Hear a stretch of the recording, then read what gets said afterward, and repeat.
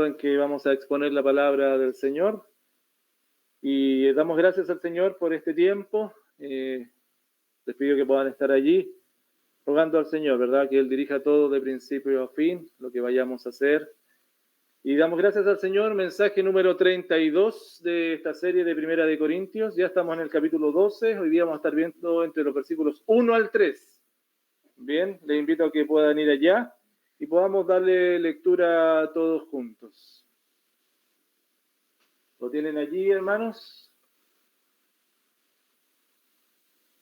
Leemos en el nombre del Señor, dice: no quiero, hermanos, que ignoréis acerca de los dones espirituales. Sabéis que cuando erais gentiles se os extraviaba llevándoos como se os llevaba a los ídolos mudos. Por tanto, os hago saber que nadie que hable por el Espíritu de Dios llama anatema a Jesús. Nadie puede llamar a Jesús Señor sino por el Espíritu Santo. Le invito a que oremos al Señor. Padre, gracias por la oportunidad de ser dirigidos por tu palabra. Háblanos, Señor. Háblanos, Padre, para que podamos comprender estas verdades. Necesitamos del poder de tu Espíritu Santo, Señor, para conocer lo que tú quieres para nuestras vidas. Y esta verdad del Señor santifique en nuestra vida y fortalezca en nuestra débil fe para responder para la gloria tuya. En el nombre poderoso de Jesús oramos. Amén. Un culto espiritual, una reunión espiritual. Hermanos, permítanme un poquito. A modo de introducción, quisiera comentarle lo siguiente. Te quedaste en el pasado, hermano. ¡Ay, qué anticuado eres! Hermano, quedarse en el pasado es una expresión que es aplicable a muchas y a distintas situaciones de las que vivimos a diario, ¿verdad?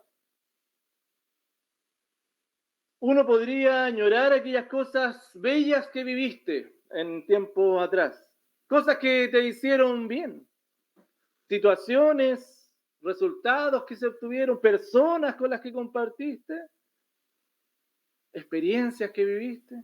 Y a menudo, hermano, uno, no sé si le ha pasado a usted, pero ha escuchado personas, o a uno mismo le pasa, que habla de historias pasadas con un tono nostálgico, ¿no? Y muchas de ellas que ganas de repetir esto. Y es verdad, hermano, porque muchas situaciones de las que vivimos, Dios las utilizó. Muchas de ellas para cuidarnos del mundo, para cuidar nuestro corazón y para encaminar nuestra vida hacia Él. Por supuesto, Dios es poderoso y siempre ha estado detrás de todo.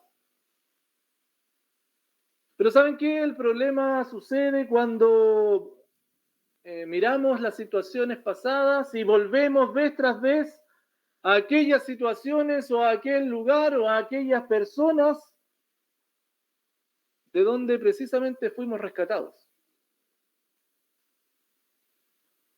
Parece obvio que el creyente no debiera volver su vida al pasado, ¿no? De donde fue rescatado.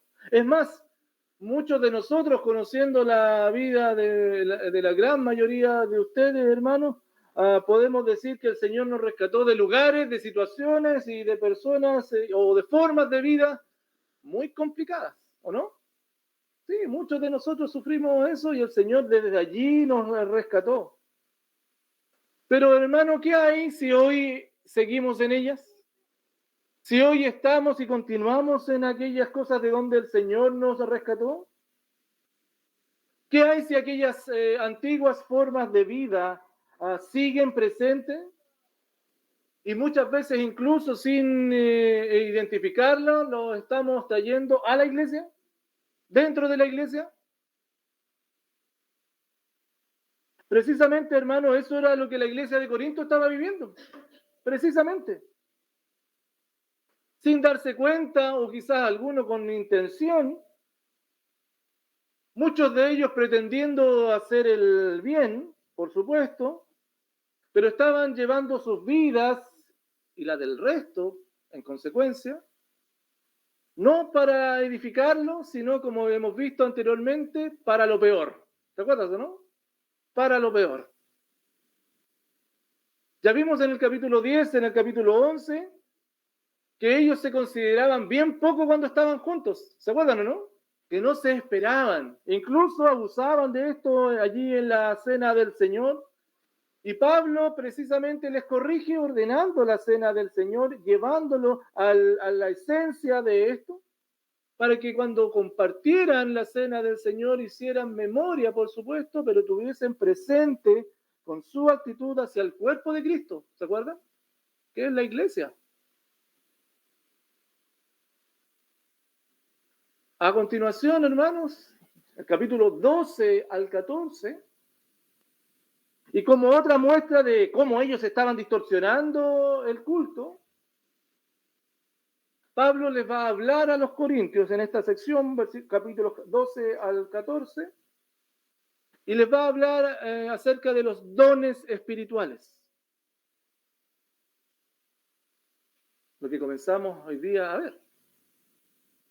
Porque, hermanos, los hermanos de Corintios lamentablemente comenzaron a abusar de los dones espirituales sin considerar siquiera qué eran realmente los dones espirituales, sin pensar lo que estaban haciendo. Y lo peor de todo, ellos estaban revistiendo de espiritualidad solo misticismo. Misticismo. Muy común en las iglesias evangélicas hoy en día. Hermanos, Dios utiliza su iglesia y la usa para la edificación del cuerpo de Cristo, ¿no? Dios usa a la iglesia. Pero esta edificación, hermanos, se va a ver reflejado, va a ser efectiva cuando la iglesia como cuerpo es guiada por el Espíritu Santo. Y no por voluntades o por consideraciones individuales. Hermanos, de nuestra iglesia UCB Monteverde, hoy tenemos una linda oportunidad para centrarnos en las Escrituras y ver en ellas, y yo te invito a que hagas esto, veas en ellas nuestro proceder en el culto. Cuando nos reunimos, si realmente los estamos llevando hacia Dios, hacia la edificación de los hermanos, si en definitiva está siendo de acuerdo a su santa voluntad para nosotros. Un culto espiritual. Y hermanos, el tema central para esta exposición bíblica es este: el creyente da gloria a Cristo en el culto de acuerdo a la guía del Espíritu Santo. Pareciera que esto es como el ABC, ¿cierto? Pareciera que esto fuese, pero pastor, es lógico que nosotros para glorificar a Cristo lo tenemos que hacer con la guía del Espíritu Santo. Pero ¿saben qué? Muchas veces las iglesias no lo hacen, la iglesia de Corinto no lo hacen, y si la palabra del Señor nos recuerda esto, debemos ponerle atención. El creyente entonces da gloria a Cristo en el culto de acuerdo a la guía del Espíritu Santo. Y en primer lugar, hermanos, sustentados por la realidad de quienes somos en Cristo. Bueno, para vivir el culto público, para que tú y yo estemos celebrando el culto público, lo primero que tenemos que reconocer y nos sustenta es quiénes somos en Cristo. Versículo 1, hermanos, no quiero que ignoréis acerca de los dones espirituales.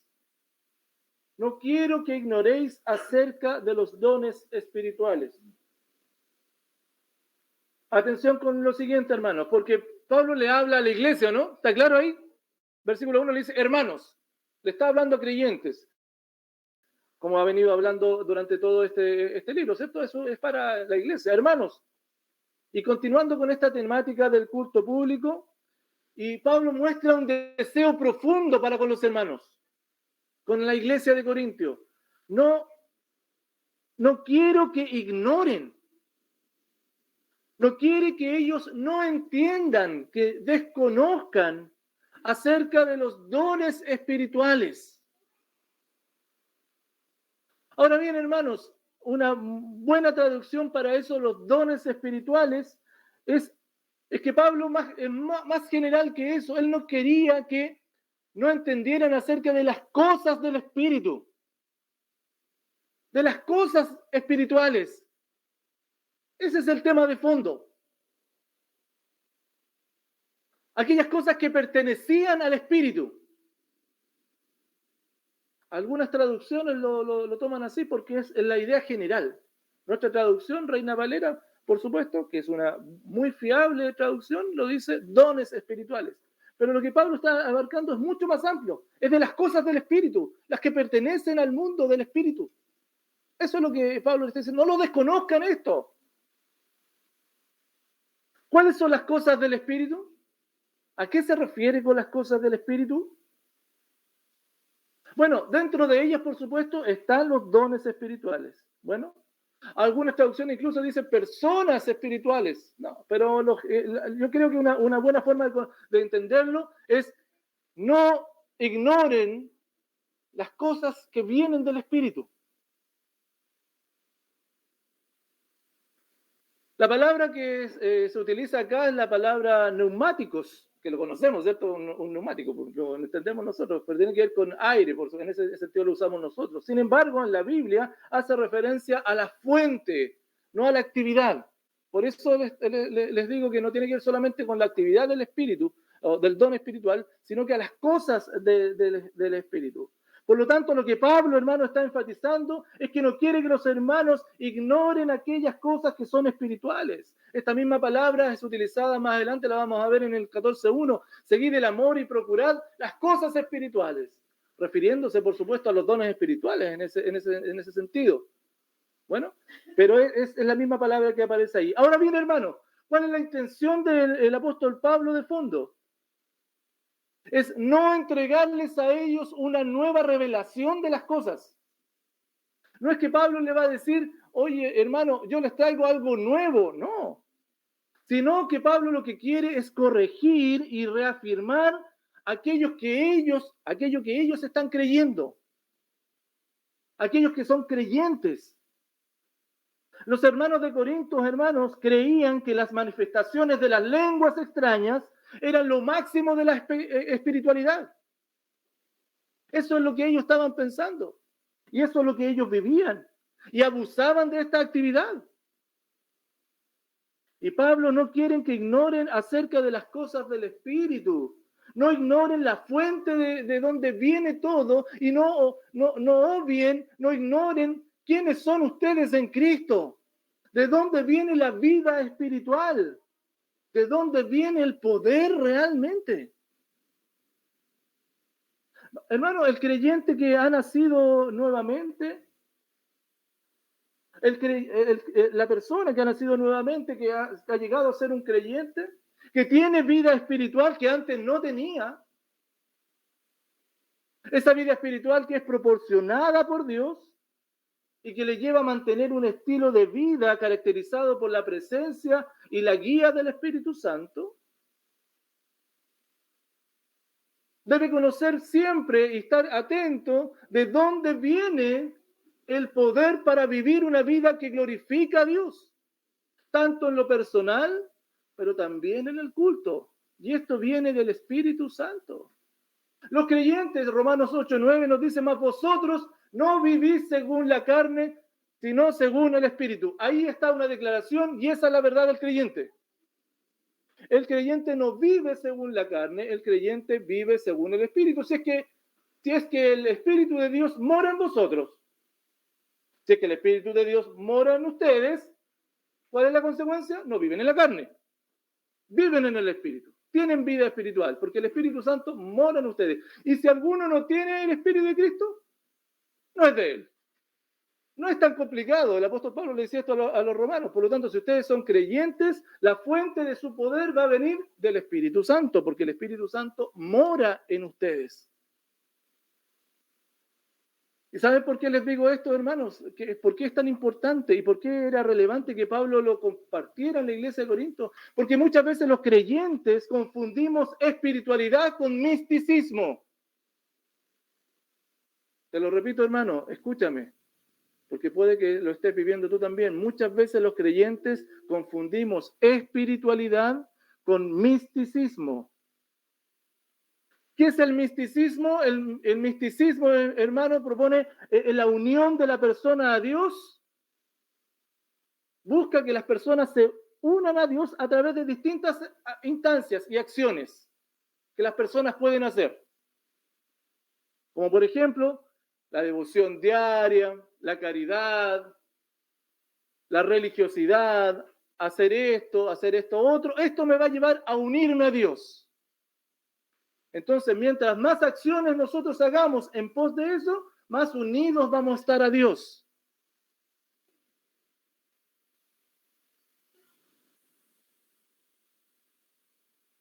Y las que les nombré son acciones loables, ¿no?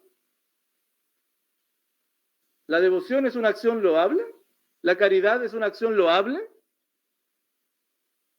pero lo que pasa es que, y el problema es que terminan poniendo el énfasis en lo que la persona hace por Dios y para Dios. Y ese era el problema de lo que estaban viviendo los corintios, precisamente. Ellos, buscando la espiritualidad, tomaron distintas vías e instancias para buscar a Dios. No quiero que ustedes ignoren las cosas que son del Espíritu, lo que realmente es espiritual. Pablo les dice a ellos. Porque, hermano, la espiritualidad, por el contrario, a diferencia del misticismo, la espiritualidad es ser guiado por el Espíritu Santo. Lógico, ¿no? La espiritualidad es ser guiado por el Espíritu Santo. Y para eso, ¿cómo se es guiado por el Espíritu Santo? Obedeciendo y sirviendo según lo que la palabra que el propio Espíritu Santo reveló nos dice. ¿Me explico? El misticismo entonces lleva a la persona a buscar a Dios por sus propios medios, buscando la instancia para unirse a Dios. La espiritualidad tiene que ver, el Espíritu dice esto, obedezco lo que el Espíritu dice. Hermanos, tampoco debemos ignorar acerca de las cosas del Espíritu. Nosotros, tú y yo, no ignoremos las cosas del Espíritu porque hemos nacido de nuevo. Y nuestra realidad hoy es adorar al Señor, una relación mutua espiritual de acuerdo a lo que el Espíritu Santo reveló en su palabra. No de acuerdo a lo que a mí me parece o siento que estoy más cerca de Dios. ¿Me explico, hermanos?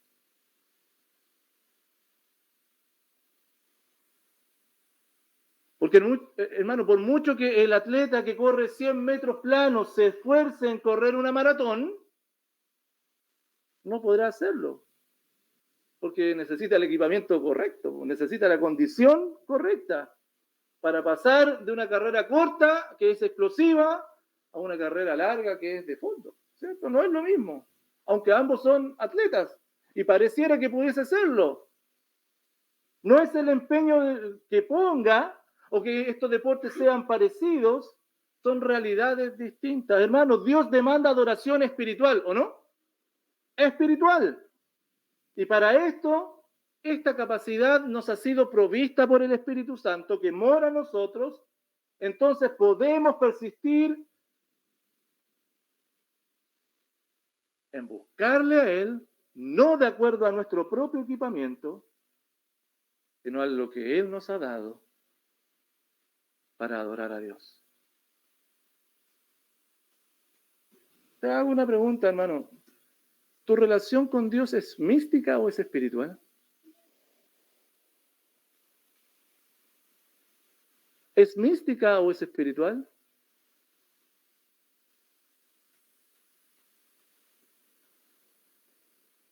¿Vives de acuerdo a lo que la palabra indica? Los principios bíblicos que rigen tus relaciones, tus decisiones, ¿son lo que es la Biblia? ¿O es de acuerdo a lo que tú vas sintiendo, a lo que tú vas creyendo?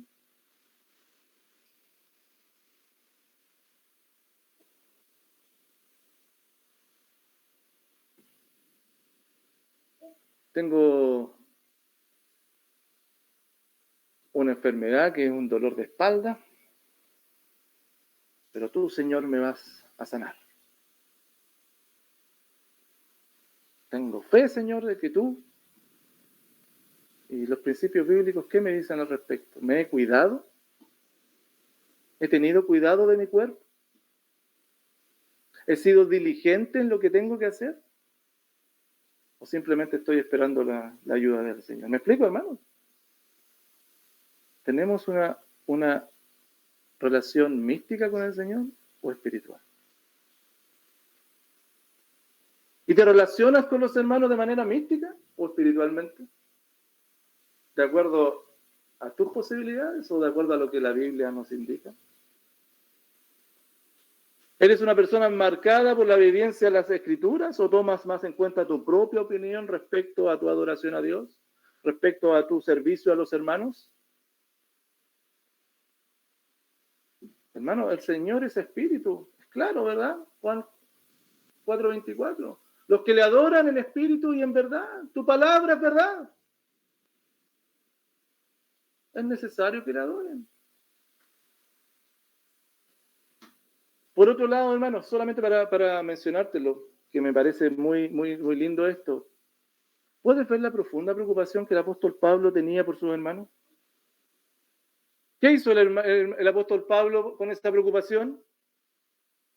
¿Cómo mostró el amor para los hermanos?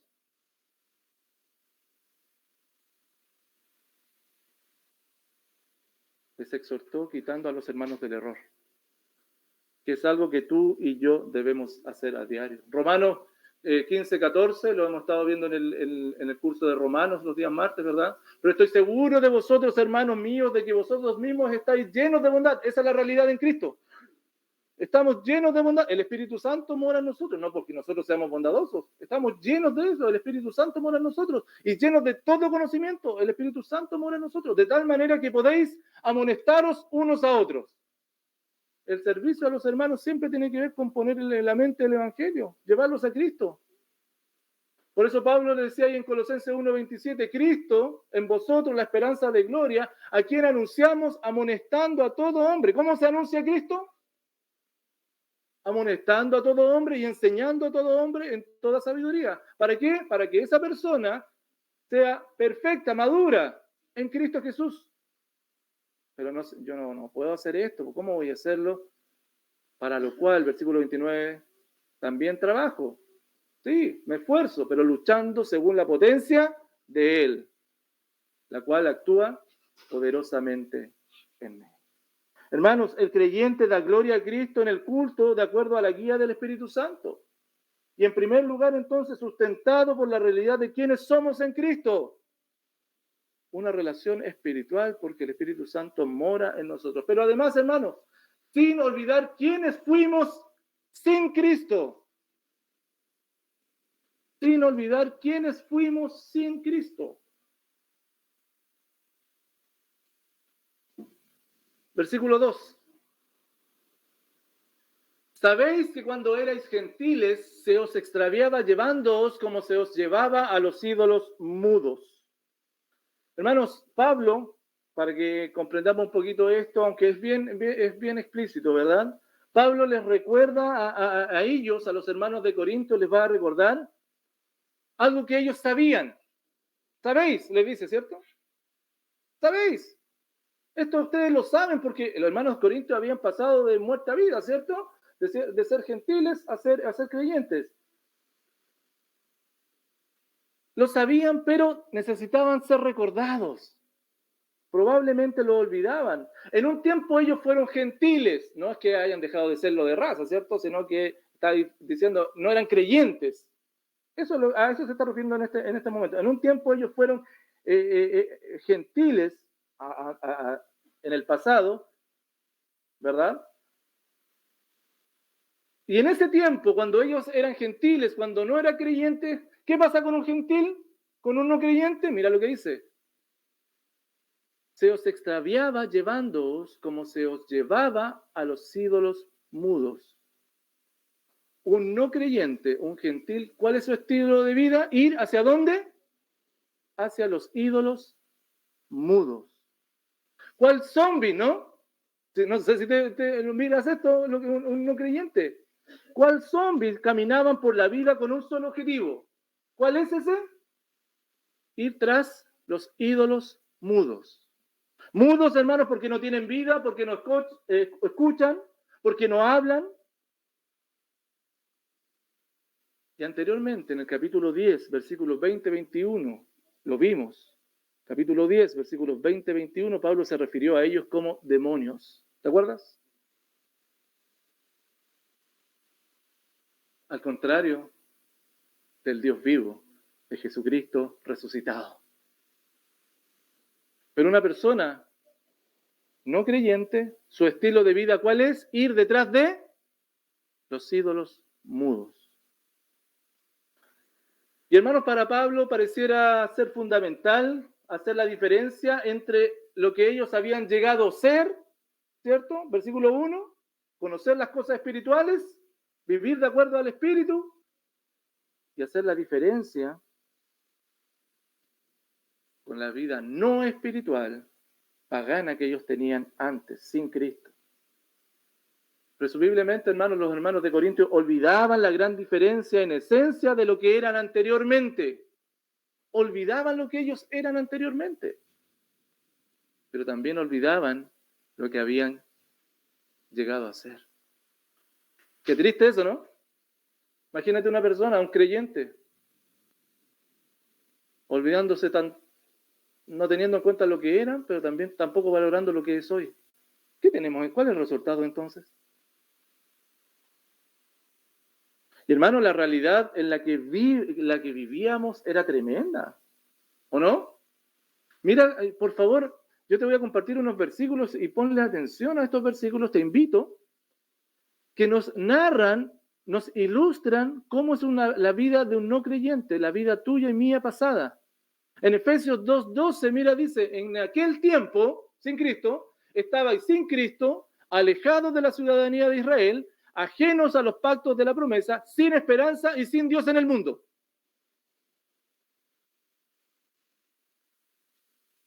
¿Qué te parece esa radiografía? Seguimos, Colosenses 1:13. O sea, sin esperanza, hermano, dice el 2:12. Alejados, sin Cristo, sin Dios. Yendo tras los ídolos mudos.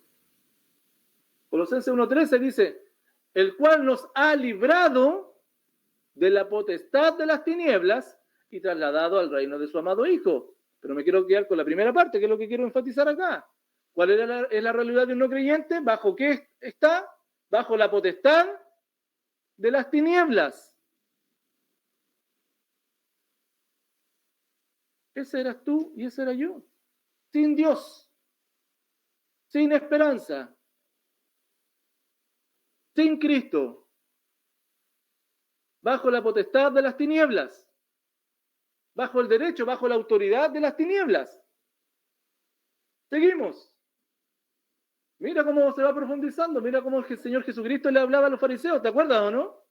Capítulo 8, versículo 44 de Juan, les dice, vosotros sois de vuestro padre el diablo. Y los deseos de vuestro padre queréis hacer. Él ha sido homicida desde el principio y no ha permanecido en la verdad porque no hay verdad en él. Cuando habla mentira, de lo suyo habla porque es mentiroso y padre de mentira. ¿Cómo es un no creyente? Hijo del diablo. Hijo del diablo. Pero gracias a Dios, Romanos 6, 17 y 18, aunque erais, ¿qué cosa? Esclavos del pecado. Por favor, mira, esto es lo que habla de la doctrina del pecado y la antropología bíblica de lo que es un creyente y un no creyente.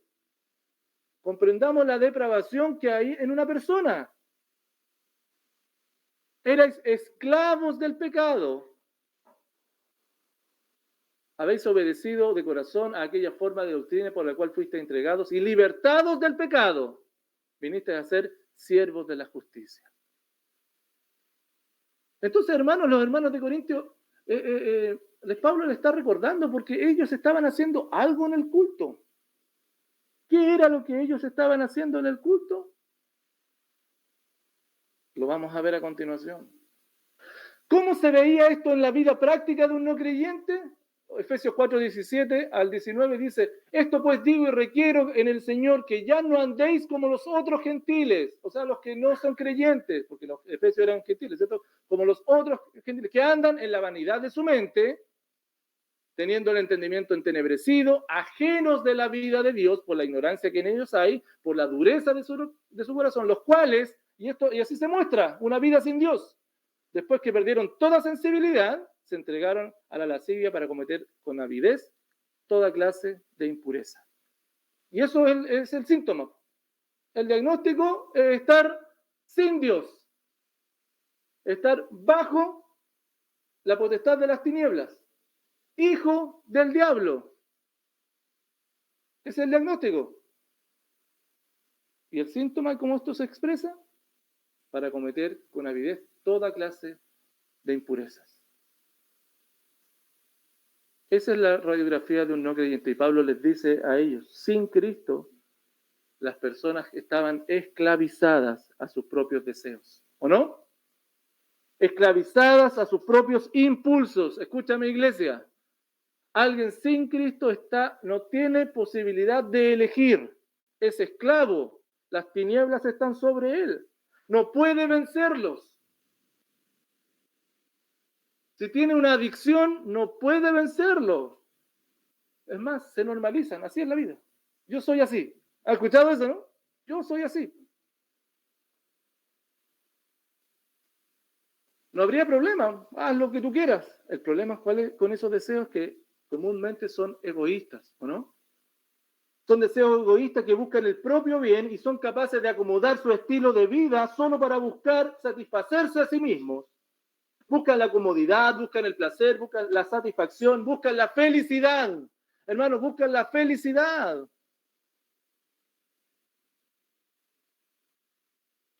Porque pareciera que buscar la felicidad hoy en día es como el fin de todos, ¿o no? Busco la felicidad. Y es como lo hable. Que bien buscan la felicidad. Buscar la felicidad, lo que estás buscando es tu plenitud.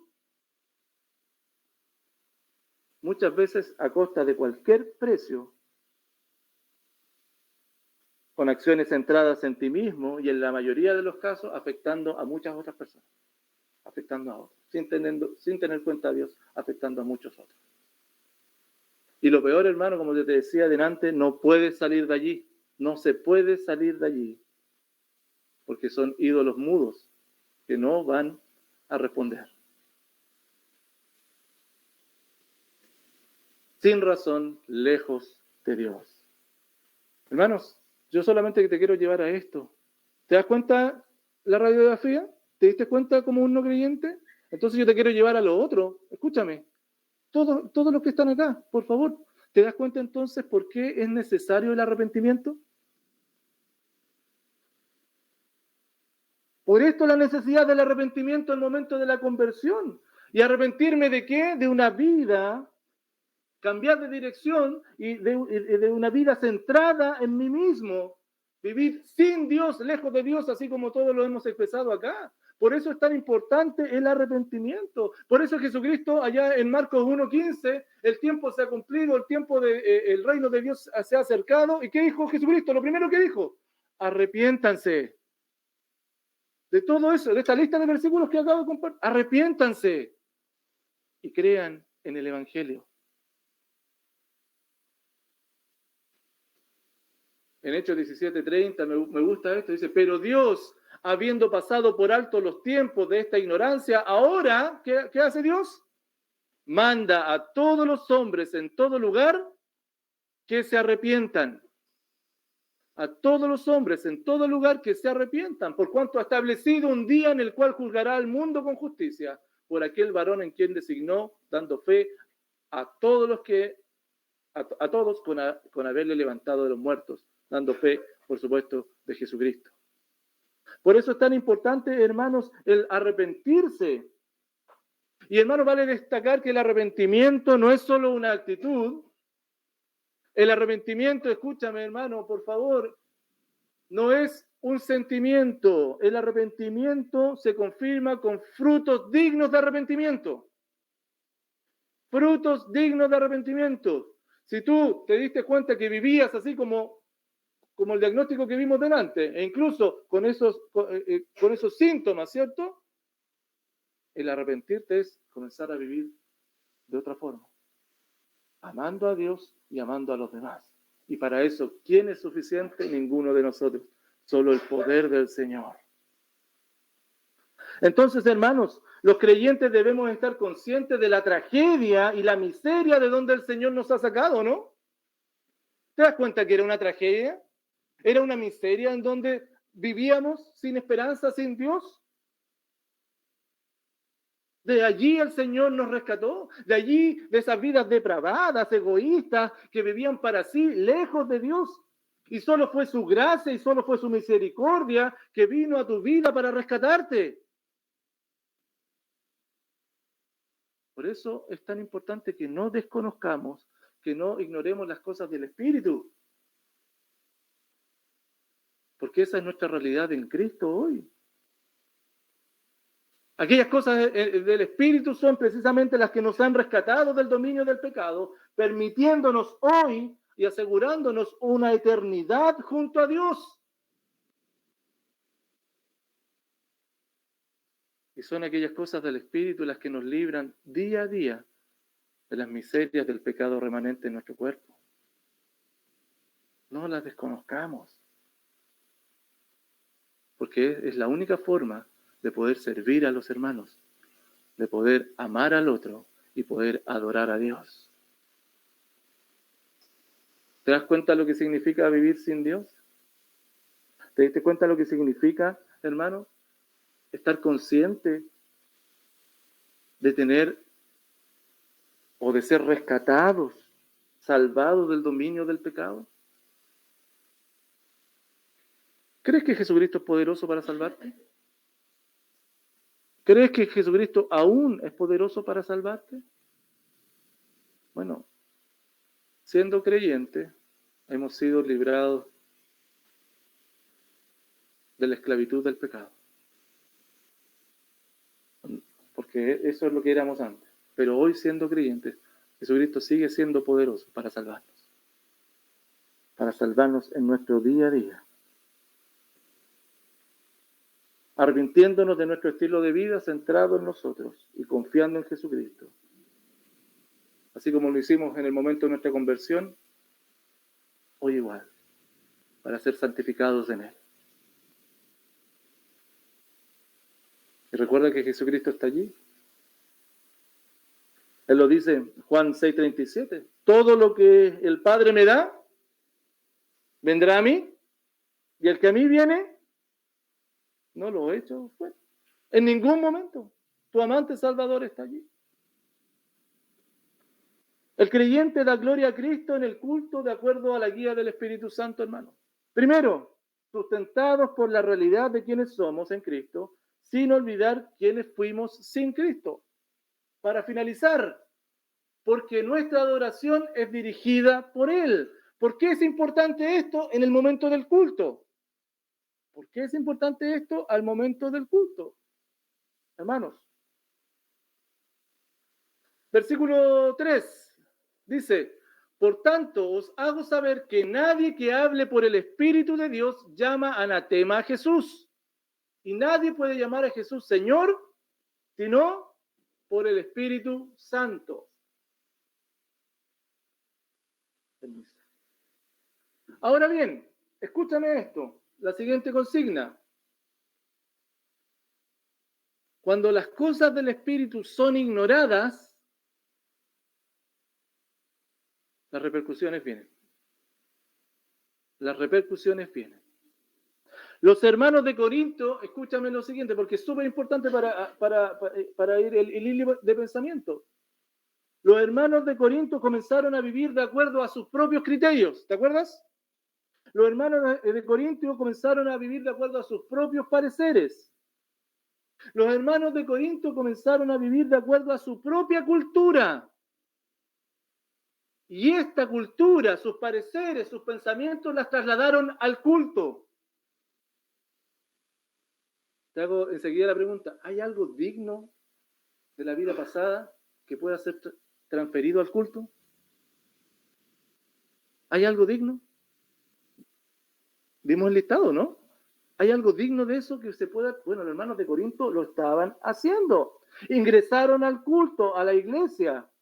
¿Te acuerdas que lo habíamos visto antes en el 1:11:4? Que ellos habían ingresado al culto, algunas cosas, todo varón que ora o profetiza con la cabeza cubierta, afrenta su cabeza. ¿Te acuerdas que habíamos visto eso? Pero toda mujer que ora o profetiza con la cabeza descubierta, afrenta su cabeza. Porque lo mismo es que si se hubiese rapado, ¿te acuerdas eso? Ellos habían tomado estas cosas de las religiones paganas y las estaban introduciendo en la iglesia. Pues no fue lo único. No fue lo único pagano que ellos introdujeron al culto. Lo mismo sucedió con los dones espirituales. Y Pablo se va a referir largamente durante estos capítulos a esto.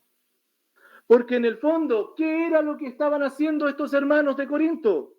En vez de vivir y de crecer como iglesia por las cosas del Espíritu, estaban siendo gobernados por aquellos ídolos mudos.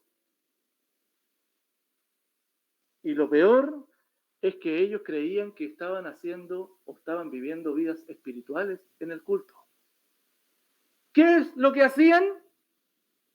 ¿Qué es lo que hacían los hermanos? Escucha lo siguiente.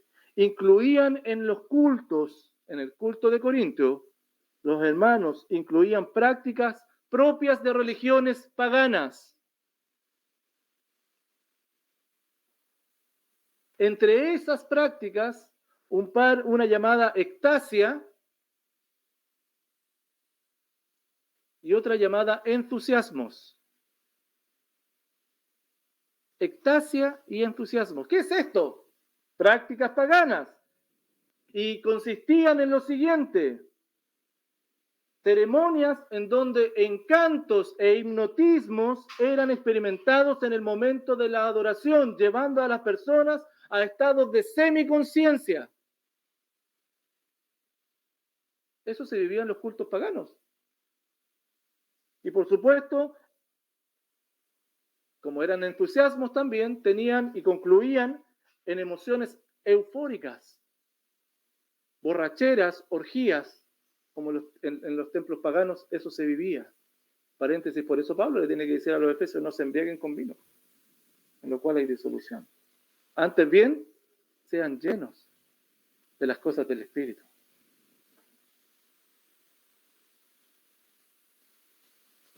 Y esas las ofrecían, estas borracheras, orgías, por entrar en estos trances, ¿cierto?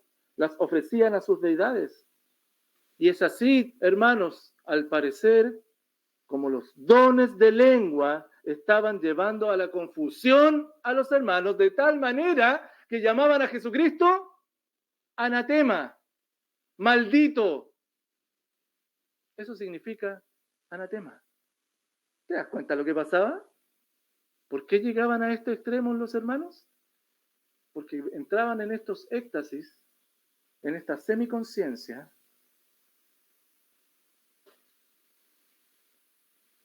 ¿Y saben qué te tengo que decir? Que eso no quedó en el primer siglo. Hoy en día sigue existiendo eso. Sigue existiendo eso. Y se toma como espiritualidad mero misticismo. Mero misticismo. Os hago saber, así parte el versículo Pablo diciendo: os hago saber para que conozcan, para que recuerden y dejen esa ignorancia, porque hoy día están ignorando las cosas que son espirituales, y el apóstol pretende establecer una verdad. ¿Cuál es esa verdad? El que declara que Jesús es Señor, lo hace por el Espíritu Santo. Y el que declara otra cosa, entonces no está siendo guiado por el Espíritu Santo. ¿Se dan cuenta? Eso es lo que Pablo le está diciendo. El Espíritu Santo va a declarar siempre que Jesús es Señor. Cualquiera que declare otra cosa, entonces no está siendo guiado por el Espíritu Santo. El Espíritu Santo, una de las funciones que tiene, ¿sabes qué es? Glorificar al Hijo. Juan 16:14 nos dice eso. Él me glorificará. Jesucristo hablando del Espíritu Santo. Ese es el contexto en Juan 16, ¿cierto? Él me glorificará porque tomará de lo mío y os lo hará saber. Por tanto, era claro, era obvio que en la iglesia de Corinto no estaban siendo guiados por las cosas del Espíritu, sino que su antigua vida la estaban introduciendo en el culto. Romanos 8:14 dice, porque todos los que son guiados por el Espíritu de Dios, estos son hijos de Dios. El Espíritu de Dios, que reveló la palabra.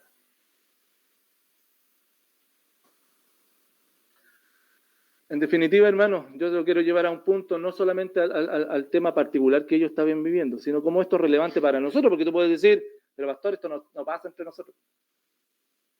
Pero ahí hay un tema que es una verdad o un principio bíblico mucho más amplio, para que lo pensemos, para que veamos que esto no es muy ajeno a nosotros. Porque, hermanos, lo que el creyente declara o expresa debe coincidir con el Espíritu de Dios. Lo que el creyente declara o expresa debe coincidir con el Espíritu de Dios que está en nosotros, que está en el creyente. Porque el Espíritu Santo es el que guía al creyente. De lo contrario, si una persona declara alguna cosa distinta al señorío de Cristo, es porque no está siendo guiado por el Espíritu Santo. Y si no es guiado por el Espíritu Santo, no es de él. Hermanos, ¿a qué me estoy refiriendo con esto? Declarar que Jesús es Señor, escúchame, declarar que Jesús es Señor significa total lealtad al emperador del universo. Total lealtad al emperador del universo. Eso es declarar que Jesús es Señor. Lealtad a Jesús, el único Dios. Y esa lealtad es concreta. Y esa lealtad es de acuerdo a la palabra de Dios. Al verbo.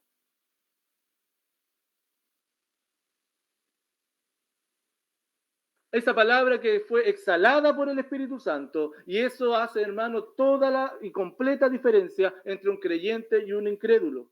Tu lealtad a Cristo.